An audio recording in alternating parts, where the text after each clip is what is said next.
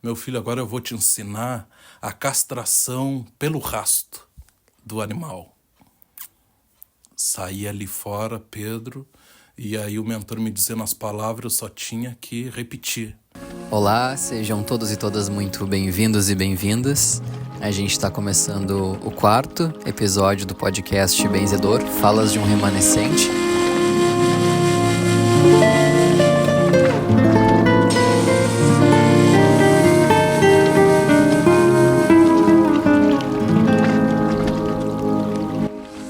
Hoje a gente vai abordar alguns temas também bastante pertinentes ao que foi conversado no episódio passado, só que olhando para uma nova perspectiva.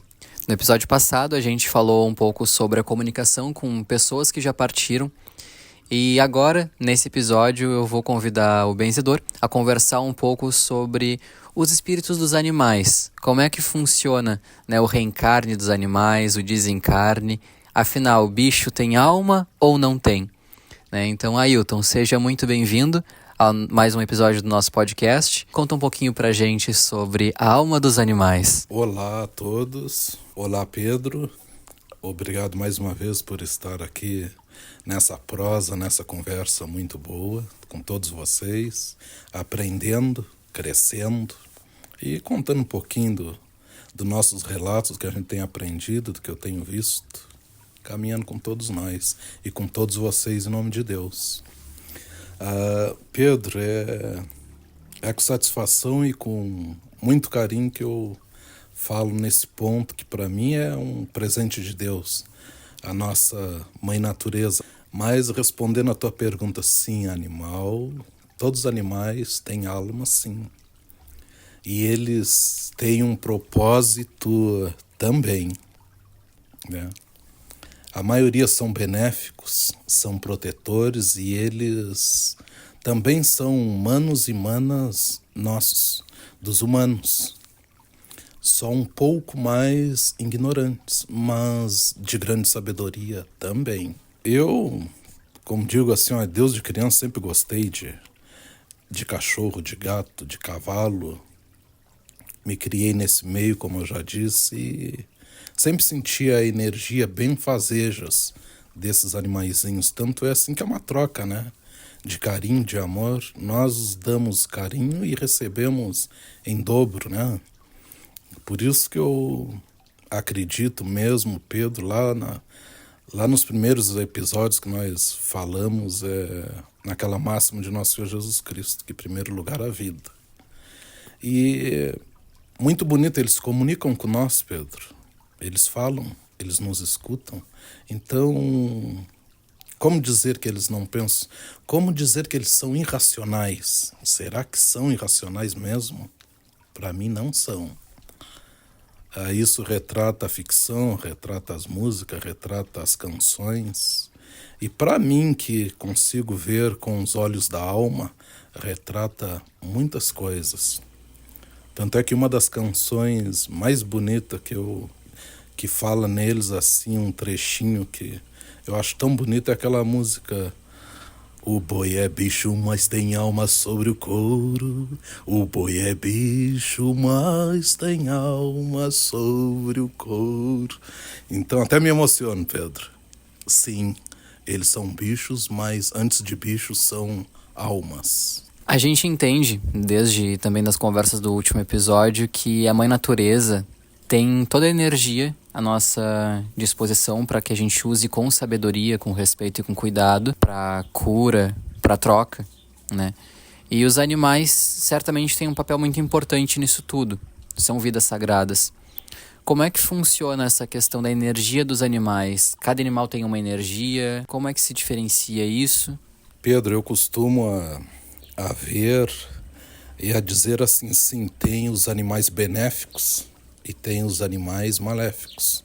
Os maléficos são os venenosos, né? Mas que também todos têm o direito da vida, né, Pedro? Ainda mais se estiverem no território deles, né? Mas os benéficos, eles lutam contra os maléficos. Os animais, a natureza benéfica, sim, eles contribuem para o nosso equilíbrio. eles contribuem assim, para boas energias, para fortalecer a nossa aura. Nossa aura é pura energia. Por exemplo, uma troca de carinho mesmo com o dono de um pet. Ali eles estão a nos fortalecer e nós a eles, é uma troca. Quantos casos a gente sabe e é sabedor que muitos deles dão a vida por nós, Pedro? Que eles pressentem o perigo antes de nós. Sem falar assim que eles têm mediunidade. O cachorro, o gato e o cavalo são dos animais que mais têm mediunidade. Eles enxergam, eles escutam e eles pressentem. Então, para mim, é muito valoroso, não, Pedro? E todo animal é digno de respeito, de carinho e de afeto. Olhando nesse sentido de que os espíritos reencarnam e reencarnam como forma de evolução e aprendizado, o mesmo acontece com os animais? O mesmo acontece com eles, Pedro. Para te ver se o cachorro mesmo é um bicho que é diferenciado. Ele reencarna na hora. Ele partiu menos de 10 minutos, ele já está a reencarnar. Não é mágico, não é bonito isso, Pedro? E claro que muitos vão dizer, não, mas não é assim, não é assado. Eu falo com conhecimento de causa, de ver esse dom, essa maravilha da Mãe Natureza. Os outros animais, eles também reencarnam assim tão rápido? Existe uma diferença de tempo entre cada um deles?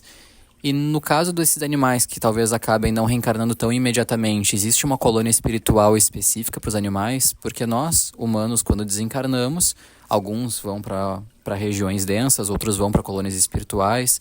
Todos nós seguimos uma trilha na vida espiritual de aprendizagem.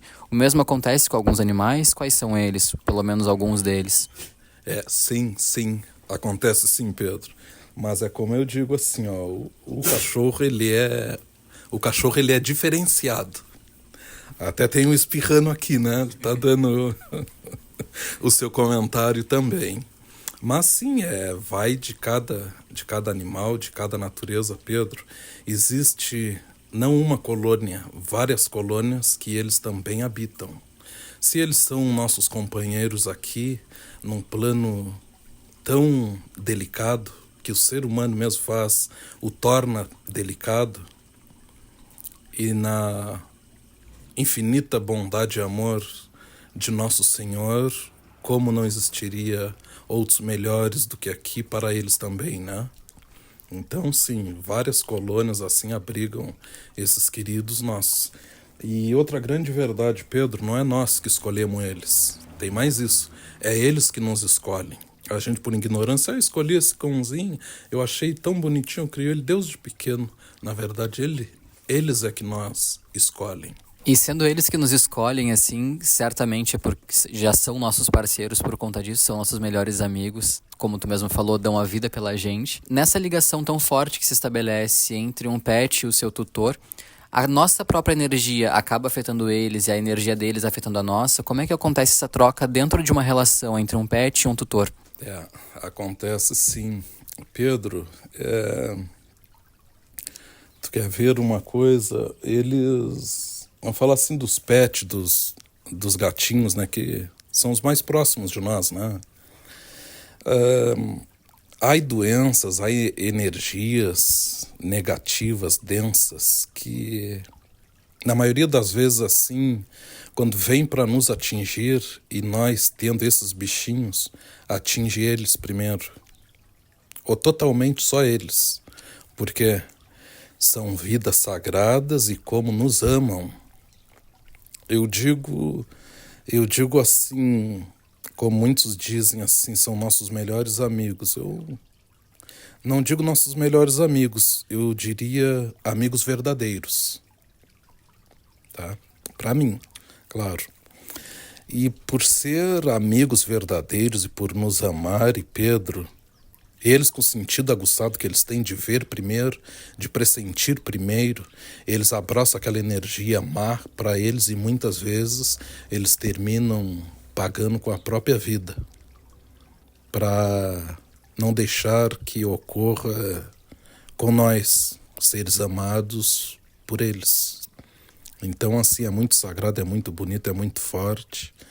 E realmente é uma troca, mas tem seres humanos que jamais dariam a vida por um animal. E eles dão a deles sem pensar por nós. Quantos casos aí, Pedro, assim, de outros cachorros ferozes, assim, virem, avançarem nos donos, assim, e eles se meterem na frente, e eles ir, mesmo tendo certeza, assim, que jamais poderiam com aquele animal feroz, e fazem. Isso é corriqueiro, né? A gente vê hoje o proteger as crianças, nos proteger de bandidos, já começando que são nossos guardas, né? Além de amigos, são nossos guardas. E nossos guardas não só daquilo que a gente vê, Pedro. São nossos guardas, nossos protetores de forças que nós não enxergamos. Já que eles podem pegar uma energia densa, por exemplo, um mal que nos aconteceria para eles primeiro, para que não nos atinja, de que forma que a gente pode contribuir para cuidar também na parte energética desses queridos amigos que a gente tem, para que eles não fiquem tão frágeis e expostos de repente? É boa pergunta, meu amigo Pedro. Como colaborar para fortalecê-los cada vez mais, para também protegê-los cada vez mais? É simples, Pedro, mas já começa do contexto amá-los, cuidá-los, preservá-los, resguardá-los, incluindo eles nas nossas preces, nas nossas orações, dando-lhes carinho, dando-lhes afeto, dando-lhes atenção, porque a gente é sabedor que nem todos que os têm os fazem, né? Muitos que têm são do tempo das correntes, né, Pedro? São do tempo das coleiras, são do tempo das gaiolas, das grades. Será que isso é amor, Pedro? Então eu digo assim, quando a gente inclui eles também nas preces, nas orações, e tão importante assim, Pedro, quando a gente assim tem fé no Altíssimo, não importa o caminho, que eu digo, importa ter fé no Altíssimo. Quando a gente está rezando, quando a gente está fazendo nossas preces, assim, ter eles por perto, que aí eles também serão banhados por essa energia benéfica, iluminada, que desce do alto sobre nós. Para mim, esses são os melhores meios de protegê-los, purificá-los, para cada vez eles se sintam mais protegidos, mais amados e também mais guardados por nós. Indo um pouco mais além, muitos espíritos humanos desencarnam e depois de uma longa trajetória de evolução se tornam mentores espirituais.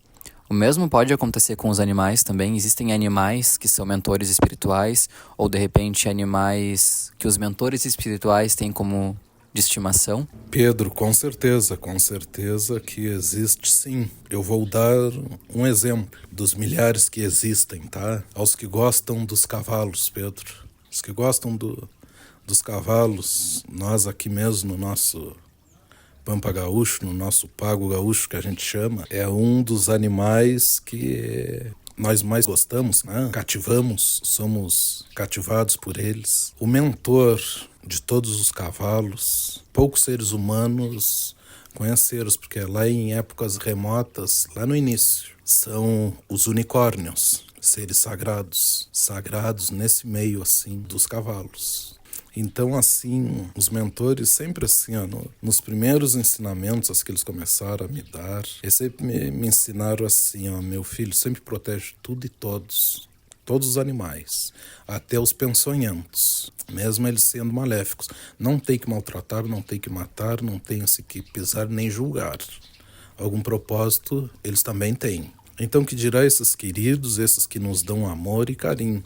Eu mesmo, assim, pelo lado indígena, Pedro, assim, de 2 mentores indígenas que eu tenho, um deles, assim, sempre me chamou muita atenção. O animal de estimação dele é um leão branco, um leão albino. Do outro mentor, também indígena, o animal de estimação dele é uma onça e um tigre, muito lindos. Já houve causas assim das pessoas trazerem crianças para se benzer. Algumas delas disseram assim, papai, ó, cuidado aí, ó. O que, meu filho? Tem um leão ali, ó, tá deitado ali, ó. E o pai, para de bobear, para de se empilhar, meu filho. Em algumas situações eu disse, não tem realmente. Meu amiguinho, mas só tu consegue enxergar, o pai e a mãe não conseguem, tá? Mas tem sim. O benzedor está dizendo que tem sim, porque ele também enxerga. Não é lindo, Pedro? Com certeza é muito lindo, sim. E esses mentores que trazem junto de si esses animais de estimação, esses animais, eles acabam atuando junto nas missões, eles têm poder também de curar, enfim, de acompanhar nós humanos. Como é que é essa relação? Pedro, sim, tem esse poder de atuar na cura. Pelo lado indígena mesmo, a força xamânica, que é muito poderosa, que é uma força ligada extremamente à fauna e à flora, às metamorfoses. Então, esse mentor mesmo que carrega sempre esse leão, eu já cheguei a ver assim ele com 3, Pedro. Mas geralmente é com 1. Por exemplo, uma casa que é preciso benzer, uma casa que está muito carregada. Está carregada por quê? Porque ali existem seres carnais, pessoas como nós, e pessoas espirituais que já partiram do físico e estão ali. E por estarem ali, às vezes até entes queridos. Não com a intenção de prejudicar, mas por estarem ali, por não terem partido, seguido a sua caminhada, partiram só do corpo, estão atrasando aqueles seus que ali estão. Ou pessoas que são inimigos e querem atingir, querem prejudicar, sim, com a intenção de prejudicar. Acontece, eu já vi várias vezes assim, aí me chama, eu vou benzer, e esse mentor me diz assim, bom, agora eu vou retirá-los dali, daquele lugar, porque está prejudicando as crianças, está prejudicando os mais velhos, ou os mais jovens, os mais frágeis. Às vezes o mais frágil é o mais velho, às vezes o mais frágil é o mais novo, às vezes o mais frágil é a criança, Pedro. Não dorme pouco, está sempre doente, não tem apetite, não tem saúde. E aí, assim, eu de ver e deles mostrar, filho, olha o que está acontecendo. Chegar assim em certos lugares, ter 2, 3 espíritos, até mais, desencarnados no meio dos encarnados. Aí acontece o desequilíbrio. Aí vou ali, benzo, o mentor benze antes de mim, pede para saírem dali. Às vezes eles aceitam de imediato, Pedro, mas quando são muito atrasados, não. O que é preciso o mentor benzê-los, descarregá-los, porque na maioria das vezes eles nem vêm, eles só vão ver o mentor ou a mentora se for da vontade do mentor, caso contrário não. E o que acontece? Aquele leão chegando naquela casa ali, o que tu acha que eles fazem? Eles são pessoas como nós, a diferença é que não tem mais o físico. E eles vendo o leão, o que eles fazem? Eles vão embora de imediato, Pedro. Eles sentem o mesmo medo assim que um de nós, assim, se topar com uma fera dessas. E a força é a mesma, só que diferencia, né? Estão a lidar assim com um leão, um bicho espiritual. E às vezes o mentor diz, eu vou deixar e tem que benzer esse lugar 3 dias. 3 dias aquele leão vai permanecer ali, Pedro. E o mentor não. Uma das partes dos animais no nosso caminho. Interessante pensar na força que os animais têm mesmo do outro lado da vida e como eles seguem sempre nos ajudando a superar os nossos momentos difíceis. E voltando nesse foco assim dos animais sempre nos ajudando nessa troca com a gente. Hoje a gente tem no mundo dos encarnados alguns termos como animais de suporte emocional, por exemplo, que são aqueles animais para pessoas que ou se sentem muito sozinhas ou que têm alguma enfermidade como depressão, por exemplo. E esse animal ele serve como literalmente um suporte para que o emocional dessa pessoa consiga se sustentar, se agarrar mais a alguma coisa. Isso acaba gerando mais dependência nos animais, isso realmente ajuda as pessoas. A energia desse animal vai ajudar essa pessoa. Essa relação ela é saudável do ponto de vista espiritual? Pedro, para mim é muito saudável.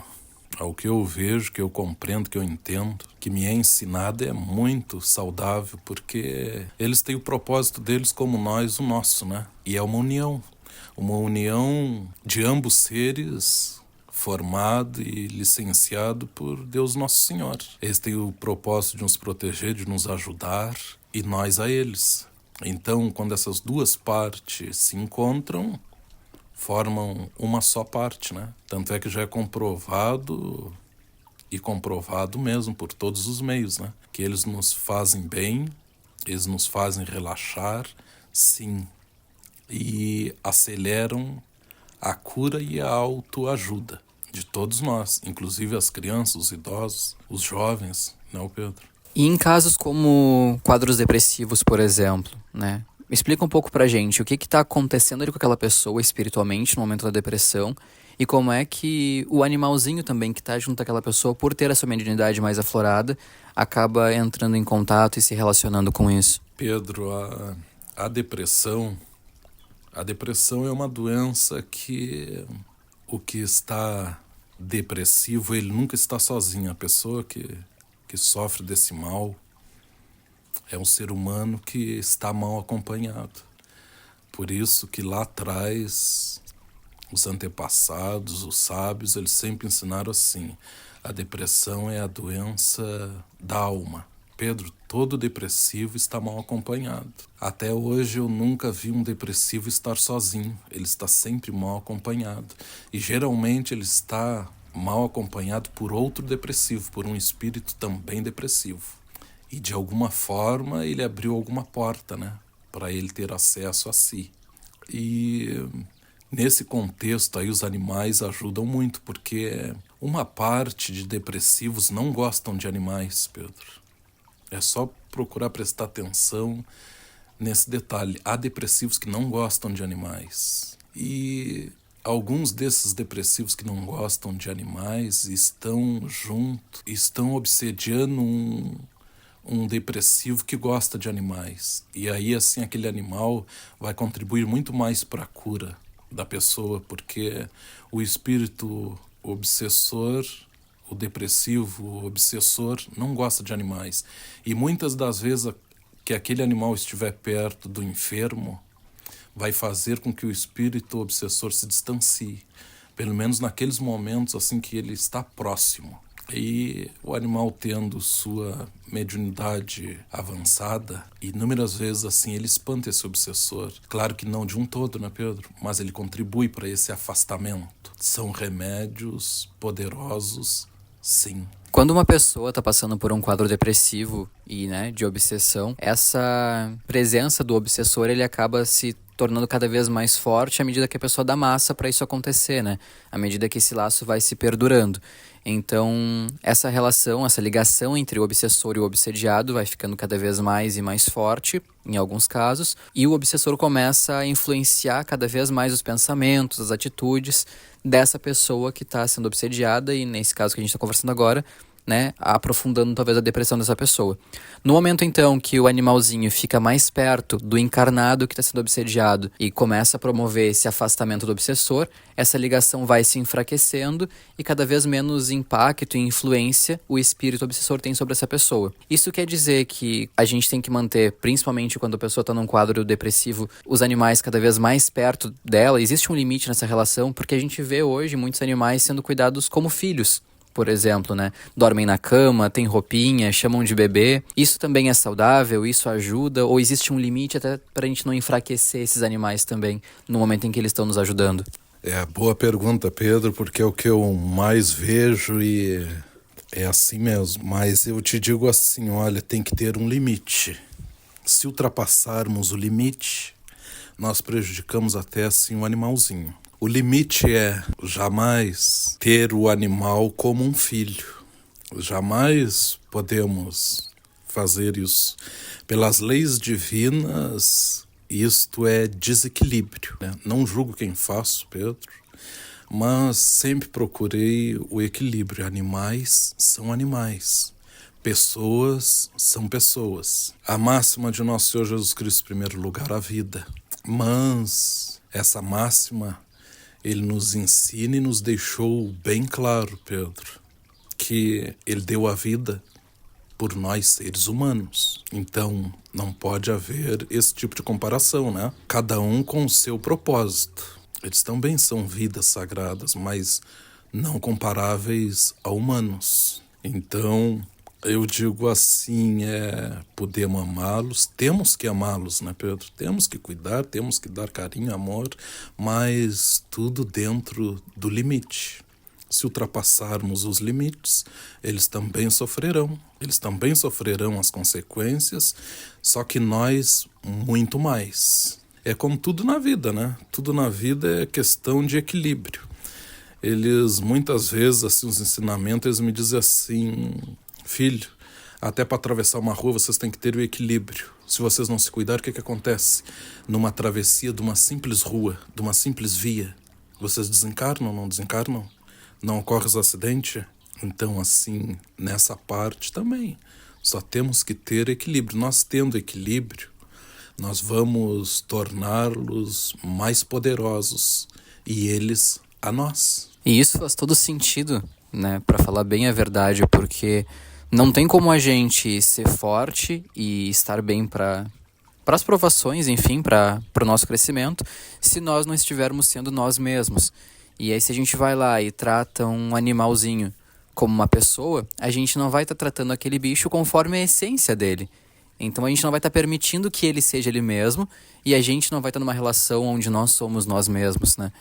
Então, realmente, esse desequilíbrio ele fica muito nítido se a gente começa a olhar para esses pormenores que acontecem aí. Indo um pouco além, assim, nessa função do poder e da força que os animais têm, né? Dentro da tua jornada espiritual, tu certamente já viu muita coisa bonita, muita coisa estranha também. Mas dentro dessas coisas bonitas, assim, com os animais, tu mencionou os unicórnios. Os unicórnios são animais que existem hoje somente no plano espiritual. Eles são mentores de outros animais. Fala um pouco mais pra gente sobre eles. Gostasse dessa parte, repórter? Eu também. Eu adoro. Unicórnios, sim. Hoje eles são... Hoje eles vivem só em alguns planos espirituais, Pedro. Mas na Terra, eles vêm sim cuidar as manadas. Porque todo animal tem o seu protetor ou a sua protetora, Pedro, até os peçonhentos, né? Então por que eu acho errado caçar, matar, sacrificar, né? A conta chega aos que fazem isso. E unicórnios e outra coisa linda dos unicórnios, que eles existem de todas as cores e tamanhos, né? Então, onde existiu uma manada, onde existiu um cavalo, que seja um cavalo, Pedro, existe a proteção de um unicórnio.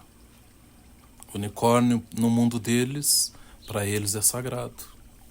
Quantas rezas existem, assim, quantas curas de cavalos acontece quando se invoca os unicórnios, os brancos, que são o pai de todos eles. Eu vou ser bem rápido, não vou me espichar, Pedro. Vou só falar esse continho aqui rápido, tá? Já que estamos no mundo dos cavalos, dos unicórnios. Um dia eu estava numa estância, Pedro, né? Eu fui nessa estância para benzer um gado. O gado estava bichando muito, tá? E eu me lembro, assim, é um dos fatos assim que eu não esqueço. Pedro, e aí eu faceiro, né? Porque eu sabendo que é uma estância do tempo dos escravos e com muitos cavalos, gado, ovelha, né? E no Uruguai. E aí fomos. E aí eu digo, eu preciso benzer 3 dias esse lugar. E aí o dono disse assim, não, então, senhor, se der assim, podemos lhe pegar um final de semana, o senhor passar o final de semana todo, e aí já faz o que tem que fazer. E aí, Pedro, eu amei, né? Um final de semana no meio da natureza fomos.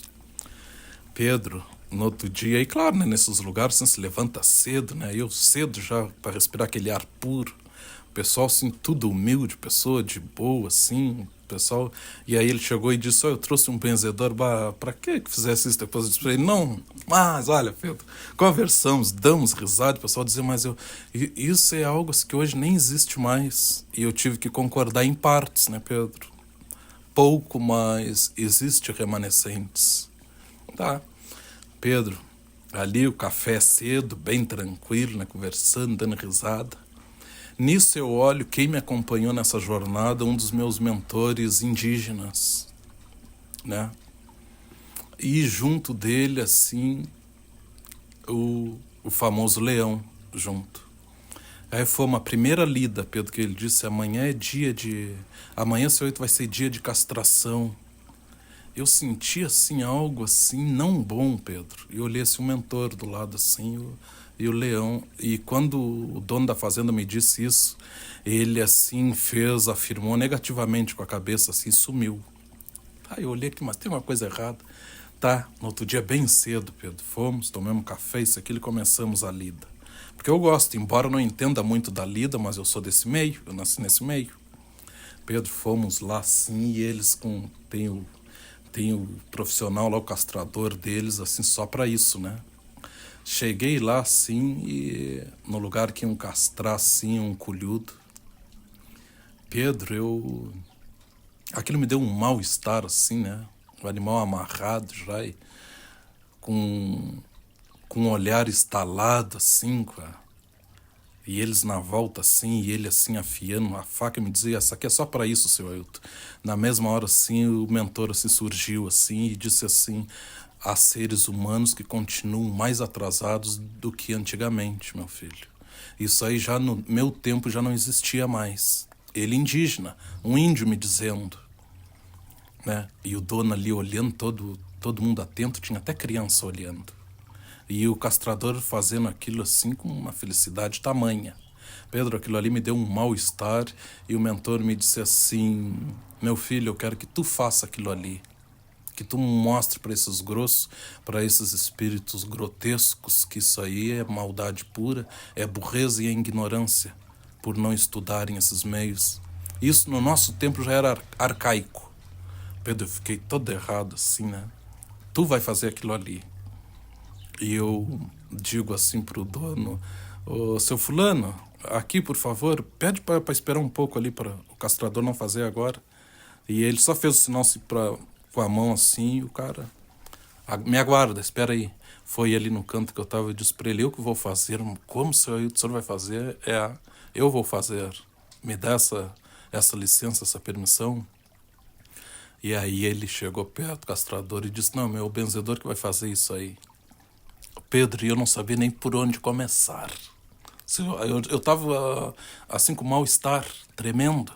Eu tava com mal-estar tremendo, vendo o nervosismo, o medo do animal, né? E aí o mentor disse assim, pega uma faca, não pega aquela faca ali que eles fazem isso. Pede qualquer outra faca. Pedi, me consiga uma faca, não, mas para castrar tem que ser só essa aqui, porque tem que ser só para isso aí, não pode ir nada, não, eu quero outra. O dono puxou a dele mesmo, ó, o seu benzedor aqui tá. E aí eu pensando, Pedro, por isso que eu digo assim para vocês, meus amigos, minhas amigas, eu sem um mentor, eu sou quase nada nesse caminho. Meu pai, o que eu faço agora? Eu só assim por telepatia. Filho, o segundo passo, manda desamarrar o animal. E aí, eu, seguindo assim as ordens expressa, desamarra ele, já estalar os olhos. Pedro estalar os olhos, mas como? Mas se nós desamarrar, ele vai isso e aquilo, tal, como é que tu vai agarrar? Desamarra, por favor, desamarrar. É só segurado no buçal, assim, aquele bicho nervoso. Pede o pessoal abrir mais um pouco, assim, abrir. E o mentor disse assim, agora solta ele. Pedro, dono, sim, ficava assim que eu via que ele não estava entendendo nada.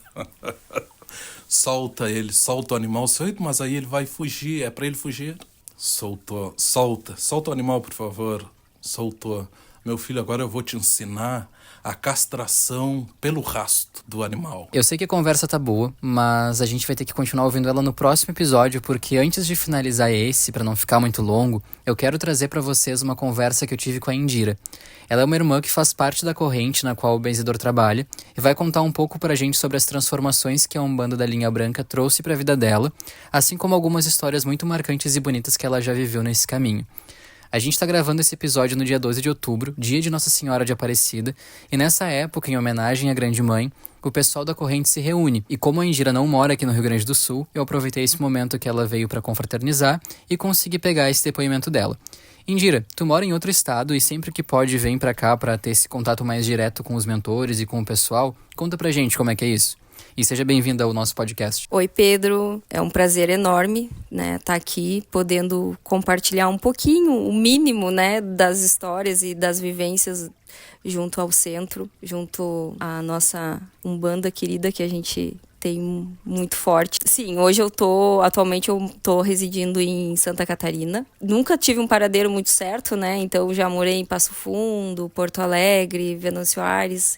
E independente de onde eu estivesse, o fato de poder vir e conversar com eles, ter o contato mais direto, vamos dizer assim, é fundamental, porque nessas conversas, né, nesses encontros que a gente consegue esclarecer muita coisa, assim, dos acontecidos, do que pode estar vindo a acontecer, né, de alguma decisão que a gente tenha que tomar na nossa vida, embora sempre também pautado por saber que, independente de onde a gente está, eles estão junto conosco. Então, a distância, ela acaba, digamos, atrapalhando um pouquinho no sentido da gente poder estar mais em contato fisicamente, né? Através das reuniões, através dos encontros, né? Das comemorações, enfim. Mas eles estão sempre conosco, independente de onde a gente estiver. Porque a gente sabe que no mundo espiritual não há barreiras, né? Então, eu venho sempre que eu posso, aonde eu estiver. E não é nenhum fato assim, eu estou fazendo porque eu tenho que fazer. Não, eu faço porque estar junto deles é muito bom, é uma bênção, é reconfortante, eu diria. Tu repõe todas as tuas energias, tu esclarece e volta com rumo, vamos dizer assim, muito específico, e sem falar de poder ver os amigos, né, que aqui estão, outros amigos que também vêm de outros lugares. Então, tu poder reencontrar e ter essa troca é magnífica, assim. Sem dúvida. E é muito como tu falou, né? A distância, ela não existe no mundo espiritual, mas é claro, tem momentos que não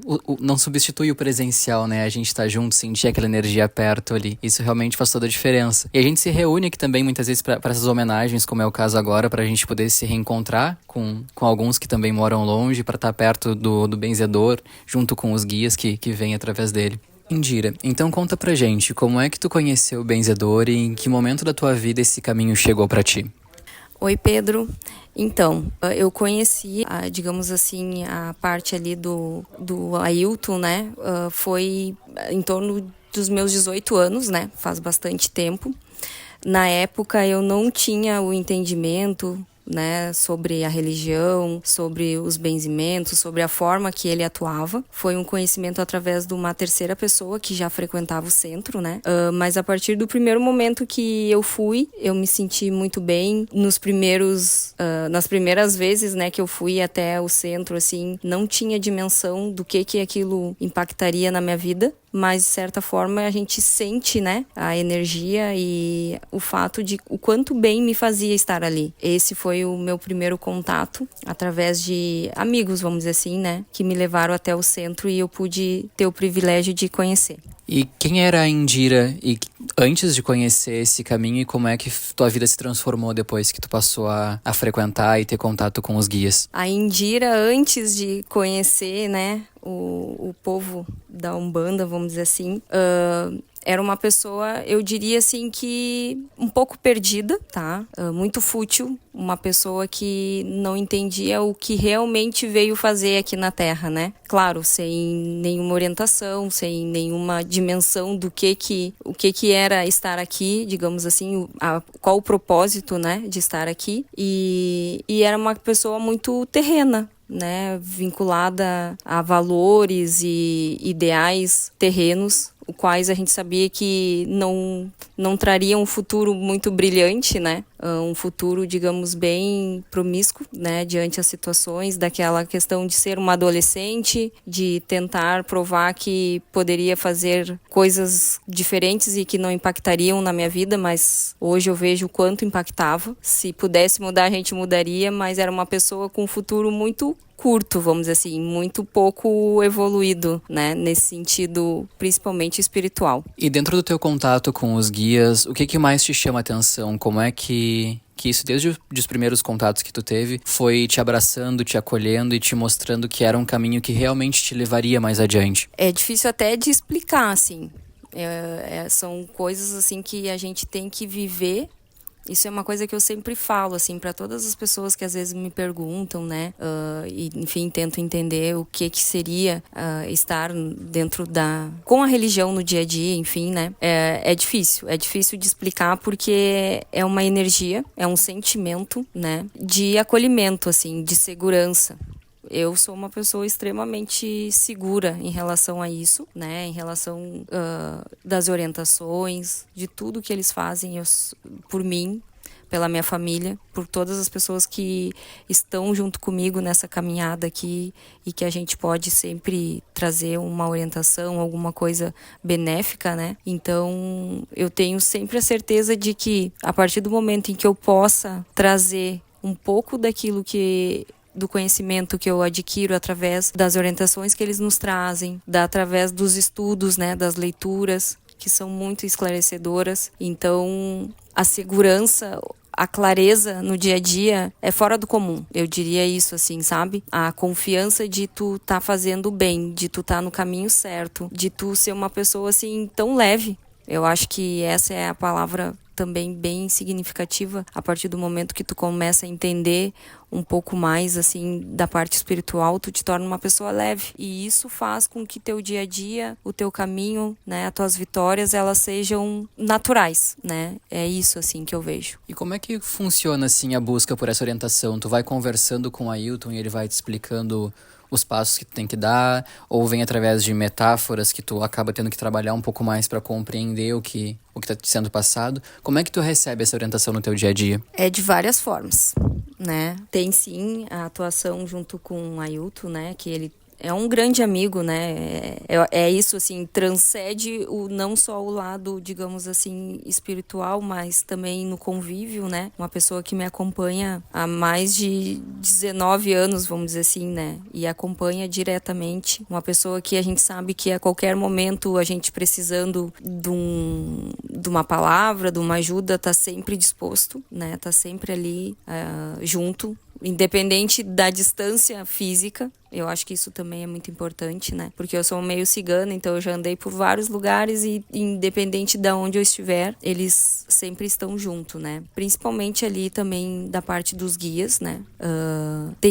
Tem a forma, assim, tem através da conversa com o cavalo, que nós falamos, né? Tem através das consultas que a gente desce, assim, para ter a palavra, a orientação deles, digamos, através da parte do corpo físico do cavalo, mas as orientações são dos guias, né? E tem também através das leituras. As leituras, elas te trazem uma abertura de mente, assim, tu consegue expandir o teu raciocínio sobre muitas coisas. E a partir do momento que tu lê, que tu consegue fazer a interpretação daquilo que está sendo transmitido, tu consegue ter muita clareza em situações que tu vivencia no teu dia a dia. E aí, certas situações, assim, que tu vai vivenciando, tu vai fazendo as ligações. Não, mas isso eu já fui esclarecida sobre. E aí tu começa a fazer as ligações através das leituras. Aí tem certos momentos que tu vai ter a sensação de que em alguma conversa com o próprio guia tu já foi esclarecida sobre aquilo ali. Tem também, né, a conversa com o Ailton, que sempre que possível ele nos traz uma palavra de esclarecimento. E também muito da parte intuitiva, né? A gente chega no nível, e o que eles falam também muito através do merecimento, né? Eu acho que todas essas orientações, tudo que eles tentam nos proteger e nos esclarecer sobre a nossa caminhada aqui, vai muito do merecimento, porque eles nos trazem a informação, nos trazem o esclarecimento. Mas quem escolhe percorrer o caminho somos nós. Como eles sempre falam, né? A gente é livre para fazer as nossas escolhas. Então, nem toda a orientação é aquilo que tu quer escutar. Nem toda a orientação, ela vem do teu agrado, vamos dizer assim, naquele momento, né? Porque logo em seguida que tudo passa, ou que aquele momento ali de dúvida, de questionamento, né, passa, tu pensa assim, meu Deus, ainda bem que eu tenho eles e que eu pude ser esclarecida sobre isso, sabe? Então, ela vem de várias formas, assim. Ela vem através da palavra, ela vem através da leitura, ela vem através da tua intuição, ela vem através dos sonhos também, que muita coisa também é passado para nós, assim, através ali dos sonhos. Então, é um contexto, assim, bem dinâmico, vamos dizer assim. E quando a gente está falando, por exemplo, no cavalo ou em um guia DC, é porque acontece da seguinte forma. Um médium, quando ele incorpora, ele é chamado de cavalo. Às vezes até ele nem incorpora também, mas ele é chamado de cavalo porque ele é um aparelho daqueles guias espirituais. E aí os guias, né, que habitam as esferas mais altas, eles acabam vindo até a nossa, né, descendo a terra, digamos assim, para poder passar alguma orientação que só eles poderiam passar pra gente. Nem sempre a comunicação é feita pela audiência do médium, por exemplo, às vezes é necessário incorporar. E tem várias outras formas também de comunicação que existem. E aí eles fazem a que fizer mais sentido para passar o que a gente precisa da forma que haja mais respeito e mais entendimento da nossa parte. Que bacana isso. E tem alguma história que te marcou um pouco mais de algo que tu já viveu nesses quase 20 anos acompanhando? Seriam inúmeras, né? Meu Deus. Mas cada uma marca no momento, né? Numa situação específica. Mas tem uma que até foi um pouco mais recente, assim. Que eu tive o privilégio, vamos dizer assim, de presenciar. Teve um dia que eu fui fazer a visita, né, pro Ailton. E geralmente quando eu faço a visita, chega algum dos guias, né? Então, às vezes chega o pai velho, chega o caboclo, enfim, né? Eles vêm conforme aquela necessidade específica ali de trazer o esclarecimento. E numa dessas visitas, o Ailton pediu pra mim segurar na mão, escolher, assim, uma brita. A gente tava na rua, assim, né? E ele, escolhe ali uma pedrinha, a que tu mais gostares. Eu fui ali, escolhi, fiquei segurando ela na minha mão direita. E a gente foi conversando, aí ele pediu pra mim olhar bem, né? Olha de novo, amiga, essa pedrinha que tá na tua mão, olhei de novo. E ele agora segura ela e te concentra. Concentra, né, pensando coisas boas, enfim. E ali fiquei com ela na minha mão, em nenhum momento a pedra saiu da minha mão. Fechei os olhos e comecei a me concentrar. Nisso, né, o Ailton fez algumas rezas, né? E quando ele pediu pra mim abrir novamente a mão, eu tinha um búzio. Foi impressionante, assim, porque aquela pedra que eu catei no chão virou um búzio de água marinha, que veio do mar, assim. Então, assim, perfeito, assim, tenho ele comigo. E ele é perfeito, assim, um búzio. Então, aquilo me deixou, assim, em êxtase, vamos dizer assim, né? E aí eu questionei, eu disse, nossa, o que aconteceu aqui, né? Como que isso aconteceu, enfim. E ele disse, minha amiga, isso aqui é a energia. O poder da energia que a gente tem conosco, o poder da energia que a gente nutre dentro de nós, né? É capaz de fazer grandes mudanças, assim, né? Não só mudanças, como os milagres da vida, né? Tanto na questão de saúde, enfim. Então, aquilo ali me deixou mais impactada, mas assim, na certeza absoluta de que a gente tem esse poder conosco, né? Que a energia está conosco e a gente pode usar ela pro bem. Lógico que a gente tem que ter o cuidado, né, com a nossa energia, mas principalmente isso, assim, o poder que a gente tem nas mãos, né, junto conosco, e que eles são capazes de nos fazer acontecer, porque eu acho que é muito isso, assim. Só aconteceu porque eles têm o conhecimento, a sabedoria e me mostraram a olho nu. Então isso foi fantástico, assim. Aproveitando, assim, que tu dividiu esse momento com a gente, eu tenho uma história muito parecida com a tua que eu vou aproveitar para contar pro pessoal também. Teve um dia numa reunião, que tava várias pessoas da corrente, assim, reunidas, vários dos nossos irmãos de jornada, e o caboclo pediu pra eu ir no pátio também do Ailton e pegar a britinha menorzinha que eu achasse, mais branquinha, e segurar na minha mão direita. Olhar bem pra ela e segurar ali. Eu fiquei... Durou a reunião inteira, eu só abri a mão de novo depois no final da reunião e demorou umas 2 horas, mais ou menos. Eu nem sentia mais a pedra dentro da mão. E aí, quando eu abri a mão, quem tá ouvindo não vai conseguir enxergar, mas eu vou te mostrar aqui, tinha essa lápis lazuli no lugar da brita. E a gente olha pra ela, dá pra ver que tem um pouquinho da brita no meio dela ainda. Né? Mas isso é só uma palhinha da magnitude que a magia da Umbanda da Linha Branca tem pra mostrar pra gente, né? E Indira, conta um pouco mais, assim, pra gente, de que forma que a Umbanda, além desse tipo de história bonita que tu contou, também segue impactando na tua vida, como é que esses esclarecimentos que te são trazidos se traduzem em realizações práticas dentro do teu estilo de vida, no teu dia a dia, enfim. Então, Pedro, assim, hoje, eu sempre falo isso pra qualquer pessoa que me conhece, assim, tudo que eu tenho, tudo que eu sou, tudo que eu busco ser, é graças a eles, assim. É graças às orientações. Eu sou extremamente grata, assim. Nunca na minha vida eu poderia ter condições ou ações que eu pudesse fazer para agradecer um terço do que eles fazem por mim, né?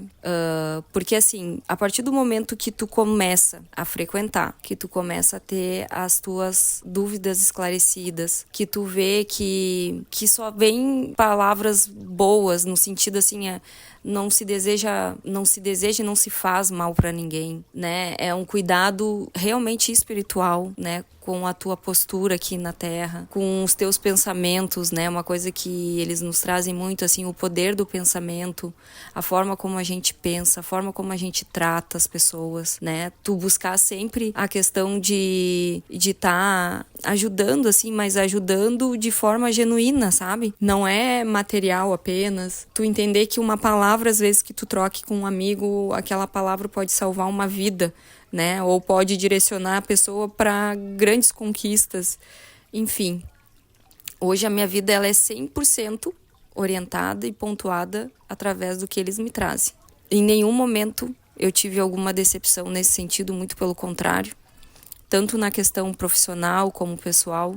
Todas as vezes que me trouxeram esclarecimento, eu só tive êxito. E esse êxito ultrapassa aquilo que a gente possa dimensionar com o decorrer da vida, assim, porque chega pontos, assim, que tu pensa, assim, que eu paro e olho e aí eu digo, meu Deus, aonde que eu cheguei, sabe? Olha onde eu tô, olha tudo que eu conquistei e eu sei que sozinha eu não conseguiria, sabe? Então, assim, coisas que a gente nem dimensiona almejar, a conquista que vem pra nós, e aí tu tá ali, tu te depara com aquilo, assim, sabe? Claro que eles sempre colocam pra nós que é muito de acordo com o merecimento, com o nosso esforço, mas com certeza, assim, coisas assim que vêm acontecer de uma forma tão perfeita, tão magnífica, que tu, na hora, assim, tu entende que tu sabe que foi eles que intercederam a teu favor e que tu tem a proteção e que tu tá com eles sempre, porque não importa onde tu esteja, né? É o pensamento firme e a fé que te denominam chegar onde tu precisa chegar. E tu consegue trazer pra gente um exemplo de uma situação na tua vida em que essa abertura de caminho se mostrou de uma forma extremamente surpreendente, por exemplo? Seriam várias, mas vamos dizer assim, a mais recente, a mais atual, né?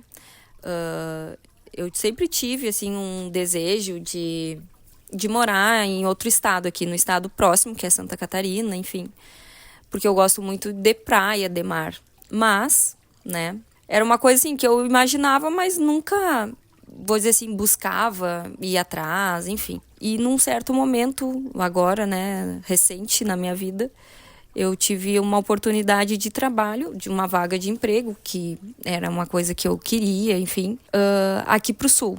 A vaga era aqui pro Rio Grande do Sul, tudo certo. Participei do processo, acabou que para aquela vaga aqui do Rio Grande do Sul não havia sido escolhida. Tudo bem, a gente sabe que as coisas acontecem no momento certo, né? Isso é uma coisa que eles sempre pontuam para nós também. Que o fato da gente ter a calma é uma coisa que nos trazem aquilo que realmente é para ser no momento certo. Tá, então acabou que tudo bem, não aconteceu, fiquei, né, pensativa em relação a isso, mas lá no fundo eu sempre sabia que tinha alguma coisa que seria diferente naquilo ali, que aquilo ali tinha acontecido e não era por acaso. Passou, acho que uma semana, 2 dessa situação, a menina da empresa me ligou falando de uma outra vaga no Rio Grande do Sul. Só que era para mais distante, era ali para a região norte do estado, Passo Fundo. E como eu estava na parte central, né, aqui na época eu estava em Novo Hamburgo, não me chamava muita atenção, porque eu já havia morado em Passo Fundo e tal. E conversando com ela, né, eu disse assim para ela, Passo Fundo realmente é um lugar que eu não tenho muito interesse, já morei e tal. E ela pegou e disse assim, tá, mas tu tem disponibilidade em ir para outros lugares? Eu disse, sim, a princípio tenho, né? E ela assim, não, porque eu tenho uma vaga para início imediato em Joinville, em Santa Catarina. Quando ela falou, assim, eu disse, meu Deus, não pode ser. Porque era tudo que eu queria, assim, né? A vaga que eu tanto desejava no lugar que eu tanto queria morar. E aí peguei e disse sim. Até me emociona, porque quando tu vive isso, assim, é fora do normal. E eu disse pra ela, claro, por que não, né? É um sonho. E aí eu fiz a entrevista com o pessoal de Santa Catarina, tinha várias outras pessoas que já eram do mercado, que já atuavam na área que eu precisaria coordenar. E aí eu pensei, nossa, é difícil, né? Porque no ramo que a gente trabalha, que é no ramo de financiamento, tu conhecer a área é muito importante, né? Tu já ser da área ali, do teu relacionamento com o cliente, isso te ajuda 70%, 80%, né, do negócio. E aí vou eu ser escolhida, eu que tô aqui no Rio Grande do Sul, não faço ideia para que lado fica, né? Joinville e região. É difícil, mas é aquilo que a gente fala. A confiança, a fé, né? Sempre acreditando, assim, se for para ser bom, se for algo que tá escrito para mim, e eu sei que eles só permitem que aconteça as coisas que realmente são boas, que vão me trazer crescimento, né? Amadurecimento espiritual, profissional, tudo. Vai ser. Aí fiz a entrevista, foi uma entrevista bacana. O rapaz, o gerente da área disse, né? Indira, eu vou ser transparente contigo, vou tentar encaixar alguém que já seja da região aqui, porque facilita, né? Tu sabe que no mercado ajuda. Porém, tu tá no time, assim, tu tá na pauta. Conforme for, a gente vai te chamar. E eles já tinham uma pessoa que eles estavam mais encaminhada. A pessoa, pelo que eu sei, até já estava encaminhando documentação. E essa pessoa acabou desistindo. Acabou optando por não assumir a vaga. E nisso eles me ligaram. E eu fui de pronto, assim, não, tá, ó, eu quero. E a vaga é tua. Então, logo em seguida, tu já tem que estar subindo, morando em Joinville, enfim. Então foi uma mudança na minha vida muito rápida, numa magnitude que eu não dimensionava. E hoje, toda vez que eu estou em Joinville, no meu apartamento, né, atuando na minha área, eu me sinto tão bem e tão natural, como se em algum momento eu já tivesse feito parte daquilo ali, sabe? Já estive lá, com certeza. E esse esclarecimento veio depois também para mim, que só confirmando aquilo que eu sinto, que é o fato que em outros momentos, em outras vidas, eu já estive lá. Então eu só estou retornando para o lugar que já me pertencia. Que bonito esse teu relato e como é importante a gente poder ter um caminho que vai mostrando pra gente as coisas que estão na nossa frente, às vezes muitas vezes a gente nem enxerga, né? Obrigado por compartilhar isso com a gente, Indira. Obrigado por estar aqui. Imagina, Pedro, assim, fico muito feliz, né? Seriam tantas histórias e na hora, assim, a gente acaba tendo a dificuldade de escolher. Mas, assim, tenha certeza, assim, que tudo que foi vivenciado, tudo que foi aprendido, né? E estamos a aprender, né? Porque a gente está aqui justamente para isso. E para aprender. E nós, por sermos privilegiados, assim, eu vejo isso na minha convivência com outras pessoas, assim, tu ter o privilégio de ter eles junto, te orientando e te cuidando, que também tem muito isso, né? O cuidado que eles têm a partir do momento que a gente entende e faz parte, assim, com respeito, né?